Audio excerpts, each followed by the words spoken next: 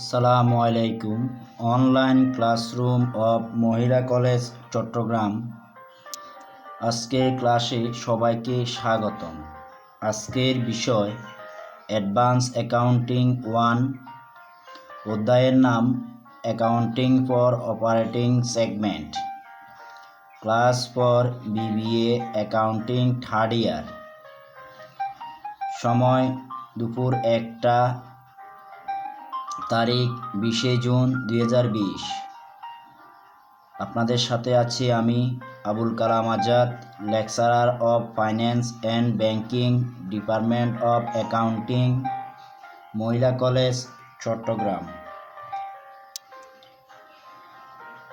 আজকে class 1, lecture 1,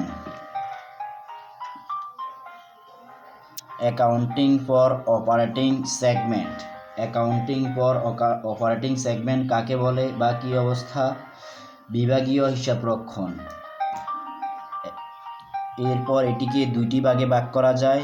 একটি হচ্ছে রিটার্ন অন ইনভেস্টমেন্ট ROI, আরেকটি হচ্ছে রিসাইডুয়াল ইনকাম। রিটার্ন অন ইনভেস্টমেন্ট আমরা একাদশ, দ্বাদশ অথবা অনার্স প্রথম বর্ষে প্রিন্সিপালস অফ ফাইন্যান্সে আমরা লিভারেজ চ্যাপ্টারে করেছিলাম, অথবা আপনারা এখন যে বইটি করছেন ওটি লিভারেজ অধ্যায়ে আপনার রিটার্ন অন ইনভেস্টমেন্ট করছিলাম, অথবা ক্যাপিটাল বাজেটিং আমরা এই জিনিসটি করেছি। যাই হোক, যারা ওই অধ্যায়গুলো করেছেন ওনাদের জন্য অনেক ইজি হবে, যারা করেননি তারাও টেনশন করতে হবে না। সবার জন্য আমরা ক্লাস শেষে বুঝতে পারবেন কতটুকু ইজি হবে। আসেন প্রথমে আমরা রিটার্ন অন ইনভেস্টমেন্ট সম্পর্কে আলোচনা করি।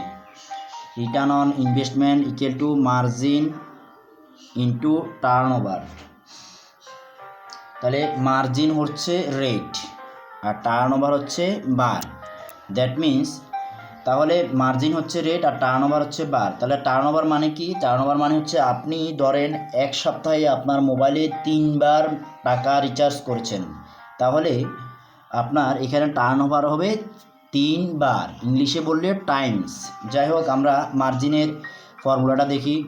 Net operating income divide by sales into 100।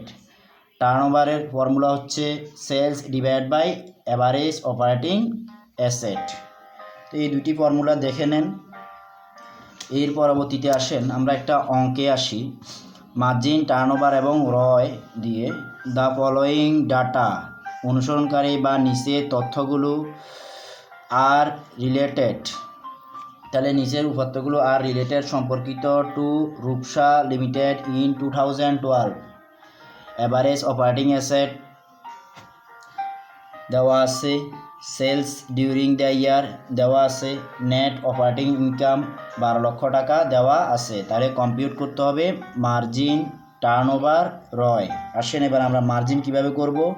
মার্জিনের formula হচ্ছে net operating income divide by sales into 100। তাহলে আমার এখানে নেট অপারেটিং ইনকাম 12 লক্ষ টাকা দেওয়া আছে, সেলসও দেওয়া আছে, 100 দিয়ে যদি আমরা গুণ করি দেন আমার এখানে মার্জিন আসবে 6%। এরপর আসবেন আমরা টার্নওভার করি।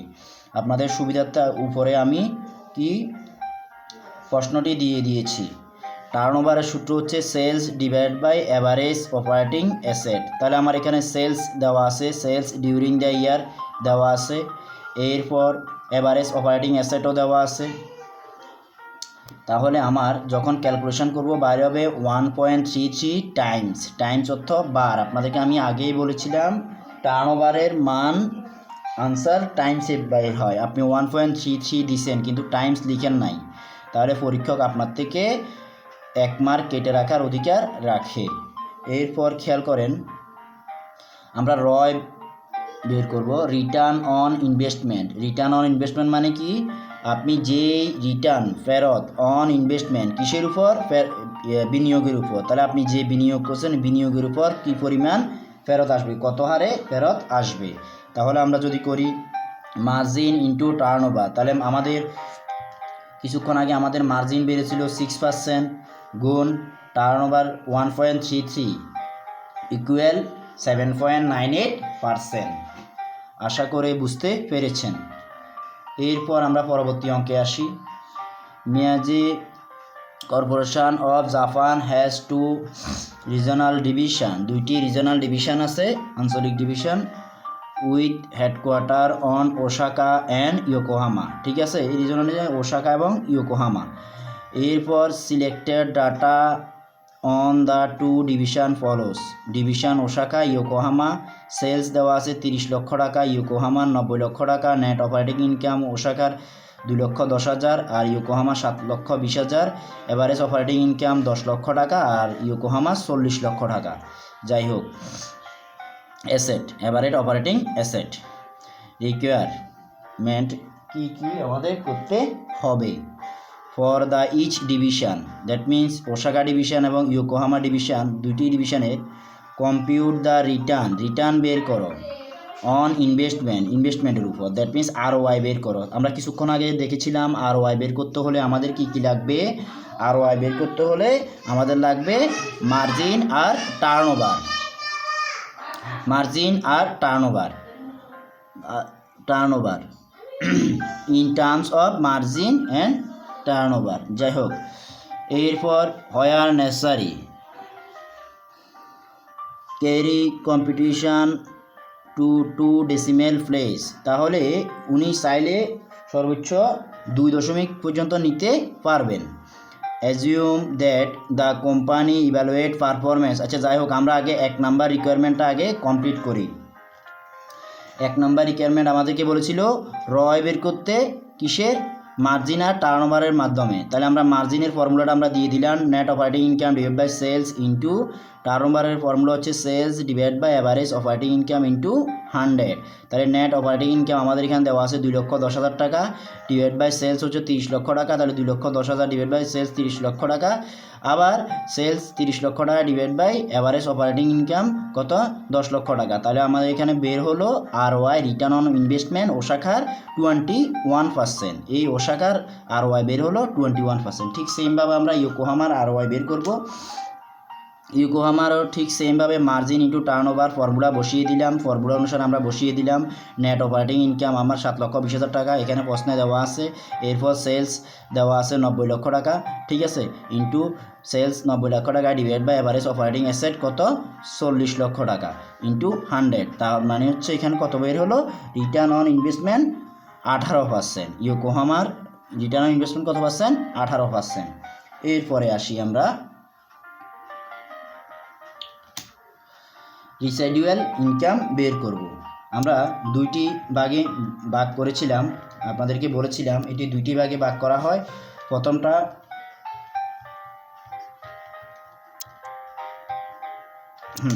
প্রথমটা ছিল রিটার্ন অন ইনভেস্টমেন্ট, তাহলে ROI return on investment margin into turnover, যেটাই করেছিলাম সেটার সাথে ROI করেছি। এখন আমরা করব রিসাইডুয়াল ইনকাম।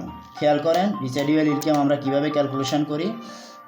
আসেন একটা ম্যাথে চলে যায়। রিসাইডুয়াল ইনকামের জন্য আগে আমাদের জানতে হবে রিসাইডুয়াল ইনকাম কাকে বলে। যাই হোক, রিসাইডুয়াল ইনকাম হচ্ছে আপনি যে আয় প্রত্যাশা করেন এবং আপনি ব্যবসা শুরু করার সময় যে আয় প্রত্যাশা করেন এবং আপনি যে আয় পান, এই দুটি হচ্ছে কি রিসাইডুয়াল ইনকাম। তাহলে আপনি আশা করলেন 10 টাকা কিন্তু পেলেন 12 টাকা, আশা করে বুঝতে পেরেছেন।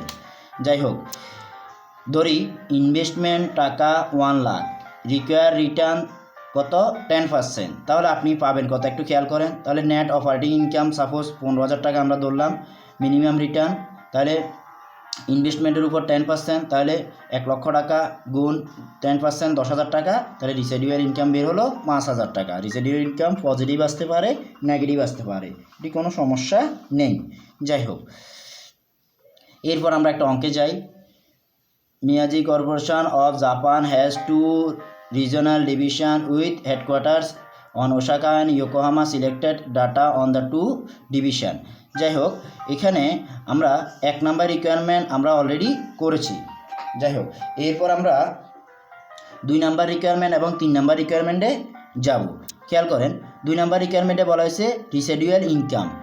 এখন 2 নাম্বার রিকোয়ারমেন্ট কি বলছে, অ্যাজিউম মনে করো দ্যাট যে দ্য কোম্পানি ইভ্যালুয়েট মূল্যায়ন করে performance using residual income and residual income ব্যবহার করে পারফরমেন্স ইভ্যালুয়েট করে, মূল্যায়ন করে, অ্যান্ড এবং that the minimum require rate of return for any division is 15%। তাহলে ওনারা মিনিমাম 15% কি rate of return. Compute the regional income for each division, প্রত্যেকটি ডিভিশনের রিজনাল ইনকাম বের করো। যাই হোক, আমরা প্রত্যেকটি ডিভিশনের রিজনাল ইনকাম দেখি। তাহলে রিজনাল ইনকাম আমরা কীভাবে বের করব? অ্যাভারেজ অপারেটিং অ্যাসেট আপনার এখানে দেওয়া আছে 10 লক্ষ টাকা, 40 লক্ষ টাকা। এটি কোনো কাজ হবে না আপাতত, পরবর্তীতে আমরা দেখতে পাবেন। 10 লক্ষ টাকা ওসাকা এবং ইয়োকোহামা 40 লক্ষ টাকা আমরা লিখে দিলাম। এরপর নেট অপারেটিং ইনকাম 2,10,000 টাকা, এই যে 2,10,000 টাকা, এবং ইয়োকোহামা 7,20,000 টাকা আমরা বসিয়ে দিলাম। মানে এরপর এইটা থেকে আমরা মাইনাস করব মিনিমাম রিকোয়ার রেট রিটার্ন কত? 15%। তার মানে এর 15%, এর 15% মানে হচ্ছে অ্যাভারেজ অপারেটিং অ্যাসেট। আমরা এখানে এ দিয়ে দিয়েছি, এ ইন্টু 15% লিখে দেওয়া হয়েছে, খেয়াল করেন। তার মানে 10 লক্ষ এর 15% 1,50,000 টাকা। এরপর আপনার 40 লক্ষ এর 15% হচ্ছে কত? 4×15=60, 6 লক্ষ টাকা। তাহলে 2,10,000 টাকা থেকে 1,50,000 টাকা গেলে হবে কত? 60,000 টাকা। রিসাইডুয়াল ইনকাম ফর ওসাকার জন্য, ইয়োকোহামার জন্য হচ্ছে 7,20,000 টাকা থেকে 6 লক্ষ টাকা মাইনাস গেলে আমার 1,20,000 টাকা রিসাইডুয়াল ইনকাম ফর ইয়োকোহামা।